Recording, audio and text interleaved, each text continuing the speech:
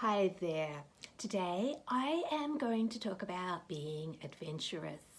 So far this video is adventurous. I have tried 3 times to make it. I have lost my mic twice and my earring once.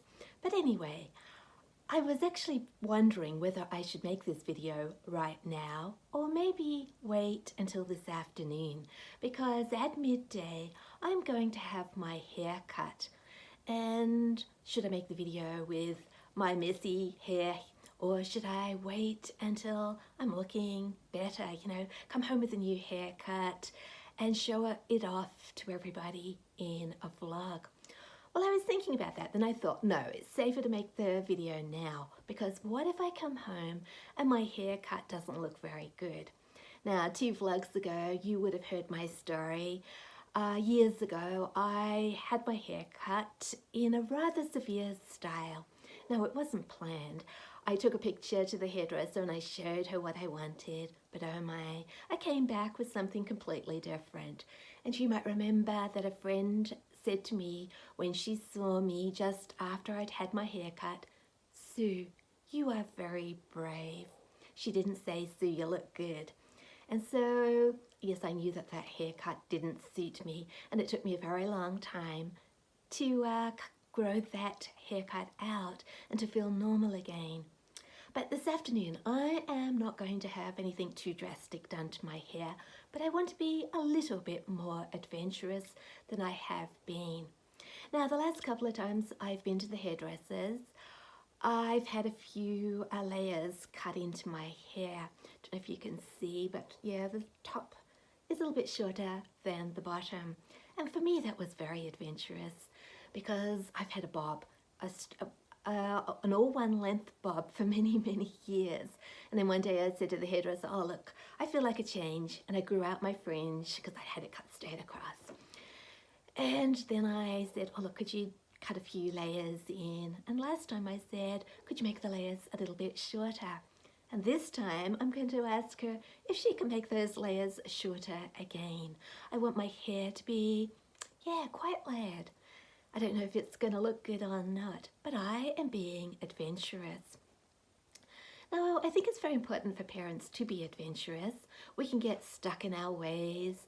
We get reluctant to try new things. We don't want to get involved with things that might prove to be a bit embarrassing or things that are a little bit frightening. We want to stay where it's safe, where people won't look at us and comment, where there's no chance that things are going to go wrong.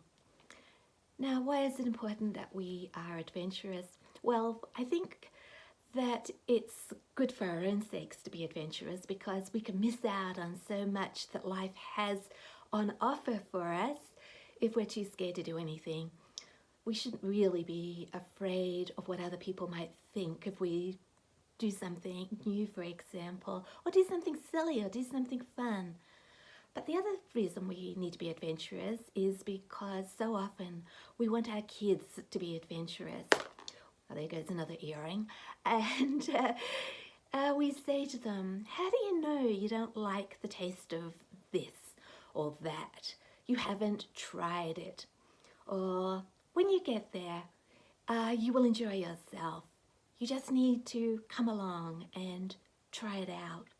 Or, "How do you know that you won't enjoy something? Just join in, give it a go." So yes, we would like our kids to be adventurous, but very often we don't want to be adventurous ourselves. Now, being adventurous does more than just be a good example for our kids or expose us to maybe some enjoyable experiences. It also, I think, bonds our families together when we're willing to do things, when we say, "Yes, we'll have a go at that. We won't sit there on the sidelines." Now, I'm thinking of sidelines in particular because a few years ago, we went to a homeschool camp and it was sports day. There were a lot of running races and other events organised by one of the parents. And one of the races was the mother's race. And all we had to do was one circuit of the course. It wasn't a very long course, and but most of the mothers weren't running. A few of the younger mothers lined up along the start line, but most of the mothers just folded their arms and sat back on the chairs that were in the spectator area. And I can remember one of my daughters, I think it was Imogen, she came running along. Mum, you are going to go in the mother's race, aren't you? And I thought, no, I don't want to go in the mother's race. Everybody will be looking at me. No, I might not run very well. And so I said, no, I think I'll sit here with all the other mothers. And she said, Mum, please, get involved. And I thought, why not? Why not have a go? So I left all those mothers behind, got on this, first of all, I made an excuse, because we always have excuses, don't we? First of all, I said all the other mothers that were running were younger than I was. And my second excuse was I was wearing a long skirt. Yes, I had no intention of running, so I hadn't gone and changed into some exercise gear. And my third excuse was that I wasn't wearing running shoes. I had a pair of long boots on, very comfortable boots, but not designed for running. And Imogen said, oh look Mum, why don't you could run in those clothes. Look at the other mothers, they're not dressed up in sports gear. And yes, the adventurous mothers had all lined up in a mixture of clothes, skirts, track pants. Some of them had proper shoes, some of them didn't. And so I said, all right, I'll give it a go. So I got on the start line, and the whistle was blown. I started running and I felt the wind through my hair, and I thought, yes, I am glad I'm running. This feels good. I thought, I can overtake that woman, I can overtake that mother. And so I put a spurt on, and all of a sudden my feet slipped away from underneath me, and I went splat on the grass, and it was very dusty grass. Before I went splat though, I went splat, and then everybody went running by me, but one lovely mother stopped. She picked me up, and I dusted myself down, and I walked back to the start line, back to my family, and I didn't want to look at anybody. I thought everybody saw me go flat on the ground. I wish I hadn't even started. I wish I'd stayed on my seat, and I wish I just looked at the other runners. I felt so embarrassed. And then all my kids gathered around me. They helped me dust myself down. I was a bit grimy. And then they said, oh Mum, we're so proud of you. You gave it a go. You were willing to get up there and run. Yeah, you fell over, but you gave it a go. And then all of a sudden I felt so happy that I had actually had started, even though it had ended in disaster. And at that moment I decided that I would become an adventurous mother. I wouldn't let embarrassment stop me, or other people's opinions about me stop me from experiencing life to the full. So there was also another good reason, another reason why I was glad I ran in that race. I turned that story into a children's story for my book, The Angels of Gumtree Road. Yeah, so we have nothing to write about if we don't actually go out into the world and try a few things. So I ended up with Proud Kids. I ended up with a story for a children's novel, and I ended up with a desire to run again. I said to my kids, one day I'm going to come back and I'm going to run in this race again, but I'm going to wear shorts and I'm going to wear running shoes. And I said, I'm going to win. Well, the next year I did go back and I did put on proper clothes. I did put on running shoes, but it was raining on that day, and the races were all called off while the rain was coming down, and the organizer said, well, we'll start the race again once the shower is over. He was very optimistic. The rain would go away and we'd be able to run our races. So I thought, oh look, it's time for a coffee. So I went up to the dining room in a separate bit. It was away from the running area. I went inside and I grabbed a cup of coffee and I met a friend I hadn't seen for a while, and we started chatting and we chatted and we chatted and we chatted, and while we were talking, the sun came out, the rain stopped, the sun came out, and the races began. And then my kids all came running. Mom, Mom, you missed your race. Where were you? We were looking for you everywhere. Yes, I'd missed the mother's race. But I'd had a good conversation with my friend, so I traded the race for a good conversation. Maybe one day I'll get a chance to run again. So that was my adventurous story, but that's not all I want to tell you about. This week in our unschooling community, the stories of an unschooling family community, we are having a Be Adventurous unschooling challenge. Now, if you are a member of our community, you will know that I post an unschooling challenge every week. Now, the idea behind the challenge is that I come up with some idea that will help us put the principles of unschooling into something practical in our lives. Turn ideas into reality. Make unschooling visible in our lives. Because it's all very well, isn't it, saying, I want to unschool, and you think, well, how do we do that? What's it going to look like in our lives? So I have posted quite a lot of unschooling challenges, and the one that I've posted this week is called Be Adventurous. And yes, I'm challenging everybody to become an adventurous parent. Now, I'm not expecting everybody to start big. We don't all have to parachute out of an aeroplane or bungee jump over a cliff. All we have to do is do something small that's adventurous, such as, maybe if it's raining, go for a walk in the rain. Don't worry about getting wet. Don't worry about getting your hair wet. I mean, that's always my excuse. Don't want to get my hair wet. Jump in a few puddles.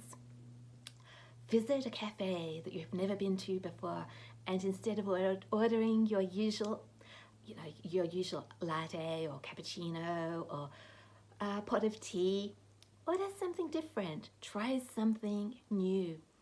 We could also do the same thing by walking around the supermarket and looking for some new food to bring home, something we've never tasted before, something that we've never cooked before. We could go for a walk and maybe go to the shops, or walk wherever we normally walk, but go by a different route, because I have discovered that if we go a different way from normal, life looks different. The whole world looks different. I once went for a walk down the bush. I found a new track, and when I walked down it, I could see our house from the back. I could see over our back fence, and I could see the rear view of our house. Now, normally I see the house from the front, and it was so interesting seeing our house from a different angle. Yes. What else? I did write a few things down. I wonder if I can find my notes here. Yes, we could accept an invitation to play a game that's not quite our thing. Sometimes we don't like to play board games or computer games, and our kids say, Mom, or Dad, I suppose if you're a dad, can you come and play with me? And we think, oh no, that's not our thing. But why not accept an invitation? Or read a book, or watch a movie in a different genre than our favorite one. Maybe ask our kids for some suggestions.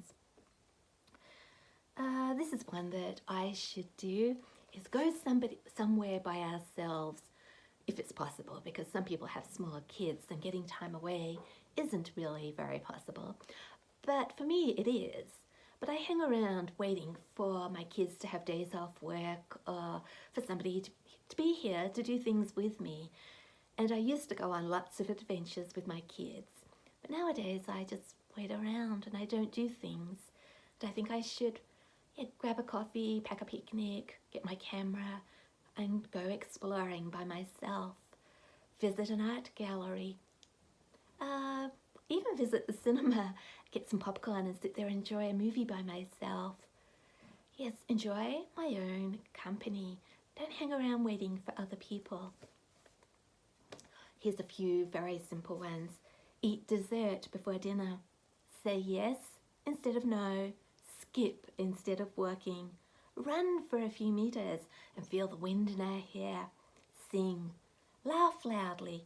Be bold. Be silly. Have fun. Step out of our comfort zones just a little. Don't worry about what other people think. Just be adventurous. Yes, skipping and running. We once went on a holiday and all my kids and my husband were very silly. And I was sure everybody was looking at them. And I thought, yeah, should I be silly as well? And I thought, yeah, why not? I don't know all these people. I don't care. What's important is having fun with our families.